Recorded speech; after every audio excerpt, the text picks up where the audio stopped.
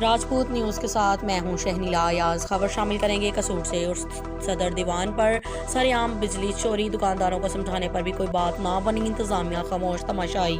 تفصیلات کے مطابق قصور شہر میں مین فیروز پور روڈ پر 2 روز پہلے شروع ہونے والا عرس حضرت بابا شاہ صدر دیوان پر رونق طور پر جاری ہے، جس میں تمام دکاندار سر عام بجلی چوری کر رہے ہیں، جنہیں پوچھنے والا کوئی نہیں۔ دکانداروں کو لوگوں نے سمجھایا بھی ہے کہ آپ بجلی چوری کی بجائے جنریٹر بیٹری کا استعمال کریں، تاہم دکانداروں نے کوئی بات نہ مانی، جبکہ ہر دکاندار نے انرجی سیور LED بلب کی بجائے پرانے 100 سے 200 واٹ کے بلب لگا رکھے ہیں۔ حالانکہ دربار کا ذاتی میٹر بھی موجود ہے، مگر پھر بھی ارد گرد کی لائٹنگ اور دکانداروں نے اپنی ضرورت سرکاری کھاتے سے پوری کرنا شروع کی ہوئی ہے، جس سے واپٹا کو تو کوئی فرق نہیں، کیونکہ وہ چوری شدہ یونٹ اسی علاقے میں یونٹ کی قیمت میں اضافے سے پوری کر لیتے ہیں۔ دکاندار کی بجلی چوری سے اہل علاقہ کو زائد بل پڑنے کا خدشہ ہے، لہٰذا انتظامیہ نوٹس لیتے ہوئے کارروائی کرے۔